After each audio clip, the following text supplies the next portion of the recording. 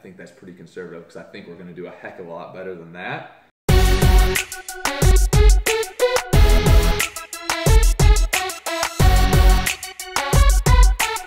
Everything that you do, you should have a plan, and I think most people come up with this plan, but then they fail to execute. So the huge part of the doing has to be done once you have the plan, but realize that you have a plan and it's just a plan, and that plan can change, so that you have to be flexible.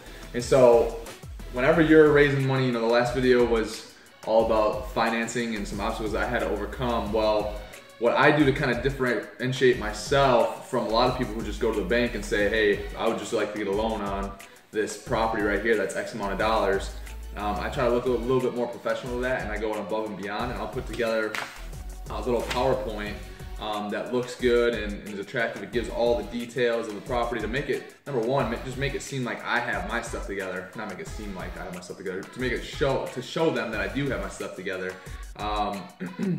And it just really gives, you know, the people that are looking at joining the project with you, it gives them a peace of mind that, hey, you're someone that can do the job if you've thought this thing out. And so once again, you know, you have to put a plan in place, then you have to definitely go execute the plan. So they have to be executionable steps to get from where the property is now and how it's performing now to get it to where you want it to be, to recognize the value. Because if you don't execute a plan, it's pointless. But at the same time, like I said, you have got to be able to be ready for a curveball, or you know, you got to be able to weather a bad storm. And so whenever I'm looking at businesses or real estate, I always look at, okay, here's what the property is doing right now, here's what we can buy it for, here's where I think we can take it. But I'm always more concerned about looking at, okay, if there's a bad storm, if we weather, you know, if there's a bad storm in the area here, not like an actual thunderstorm, but a bad couple of years in the area, and if everything were to go downhill a little bit, would we be able to weather that storm? So I like to look at the worst case scenario when I'm buying a property, because if in a worst case scenario you're still gonna be all right, then it's something that you should get really excited about moving forward, because the odds are in your favor. And so just kind of going through this, I'm gonna have it pop up on the screen. I've got it in front of me. This is one that we actually used. If you follow me on Snapchat or anything, you'll see I'll put the storage units a little bit lately, but this is what I use when I go to banks, or if I'm looking to raise money from partners, which is on the last slide. And really kind of my order about going about this is the first slide, you should have a couple of pictures, and they should be pictures that, you know, when the sun's out, make the property look, you know, appealing. Just make it look good. And maybe, you know, for this one I did put, because this is kind of a multi-use property, so, you know, storage units, warehouse, office space, apartments, just kind of recapping what it all is. I have the addresses on there and the date that I prepared this. And then the second slide kind of breaks down. So this purchase actually happened to be two different parcels, or two different pieces of property that were about a half mile away from each other. And so I kind of just summed up each property. So that's what I do with slide 2. You got the Highway 51 property and the Lake Drive property. I summed up what's at each property with the storage units, the apartments, what shop is where, how many acres it sits on. And this is also the slide that I show what the price is listed at, and usually, you know, when it was listed or how long it's been on market, but then also what our contract price is, or what, you know, what my accepted offer, what the accepted offer price is sitting at right now, so the bank's aware of that. The next slide, I always just like to, you know, be able to show people the area where it is. In this instance, you know, we're right on the edge of town, and it's pretty cool because this 541 Lake Drive, it's storage units, right? And right now we're about a half mile out of town, but the cool thing is you can kind of see a road that leads off down to the bottom of the page here. And that road is actually, let me just look to make sure that's the right one. That road is actually leading all the way back into town, and there's gonna be apartments and stuff built. It's gonna be developed over the next couple of years. So that's a good situation for us to be in, with people moving in and out.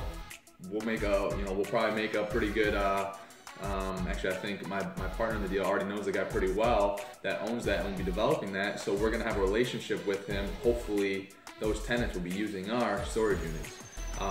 So it's good to show that, because once again, if the bank is looking to finance it, they're becoming a partner with you. Remember that you're gonna be a partner with the bank. They wanna see this stuff. It makes it more appealing to them. It gets them more excited. It gets more of their people on board to vote yes on your project. So this next one was I just zoomed it out a little bit so they got to see more of the area. The banks that I was originally talking to, some were a little bit farther away, so they didn't know the area quite as well.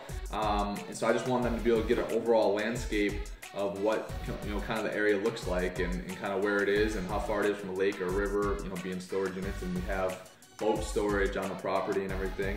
So that's kind of what I put there.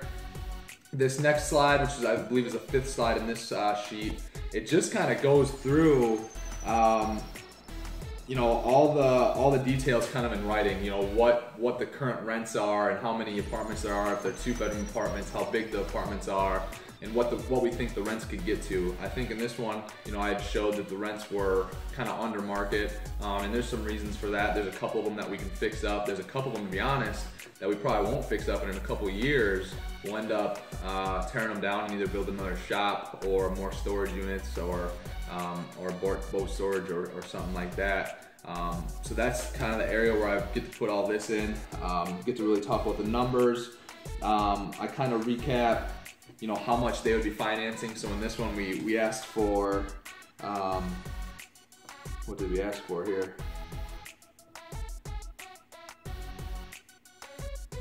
So in this one, we were asking for the bank to kick in 80%.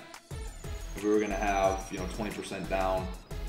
And in here, I put the offer contingencies. A lot of times as well, I try to give the bank a heads up of when our deadlines are. So when our inspection deadline is, when the appraisal deadline is, when the approval for financing is, and when the closing date is. We didn't have those dates wrapped up yet when I started talking to the bank for this deal, so it's not in here, but it's just good to have. And actually, I did have a estimated closing date and finance approval.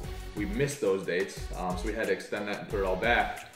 But once again, it just kind of catches the bank up, catches the investors up, lets them know where you're at with the project and how urgent of the deal, how high on the list they got to put it on a list of their projects at the bank to get this thing rocking and rolling. The next page is more just the operating financials on it, break them down by month in the first year. And once again, this is kind of where I try to be, I have the interest rate that we're asking for, the amortization, which is how long, you have to pay back the loan. I've got the income of both the properties and stuff like that. And once again, when I'm looking at this stuff, I'm someone that's pretty conservative with these numbers. I try to shoot low so that I can be, pleasantly surprised at the end of the year. And so that's what I show there. The next page is all about breaking it out for 5 years, showing where we're at 5 years from now. And I don't put 10 years on here, but I do project it out 10 years, 20 years, or what happens if we sell it at 10 years. Once we pay off the debt, how much will we have left to distribute back to us as owners? So I can kind of calculate and see where we'll be at for percentages of returns. But on here you can see, it's a pretty simple income statement. You can see my vacancies up there that I'd actually bumped the vacancies up once I sent this to the bank.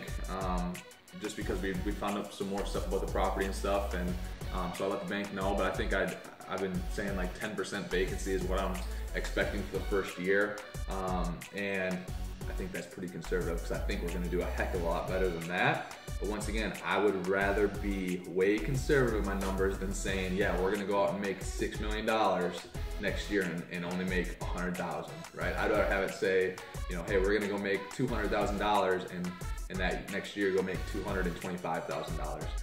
Because I'm always trying to say, okay, what happens if something bad happens? We're going to be okay. And that, how you can find properties where if something bad happens or not the greatest of times, you start to go through in the area, maybe economically in the area, the bad times start to roll around. How long can you make it? How bad does it have to get before you would lose the property?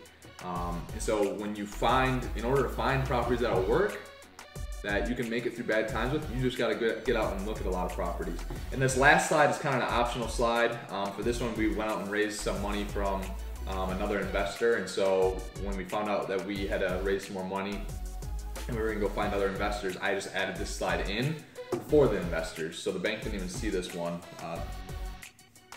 This last slide, it was just strictly for the investors. It kind of just explains what we're asking for and what they'll get in return for it. The cool thing with this deal is that, people that put in cash, we try to get them a 6% return right out of the gates. We just try to make this a great deal for everybody, and We try to make it a win for the seller, a win for our investors, a win for us personally, and for our businesses. And when everyone wins, then that's where you get to do a lot more deals into the future. So yeah, always have a plan. Always be understanding that you gotta be flexible with your plan. You gotta be able to weather storms that come along, and realize that the most important part of a plan and taking over a business or properties or whatever is executing your plan. By far the most important part of the whole deal, because without the execution, nothing's happening. It doesn't matter what your plan looks like.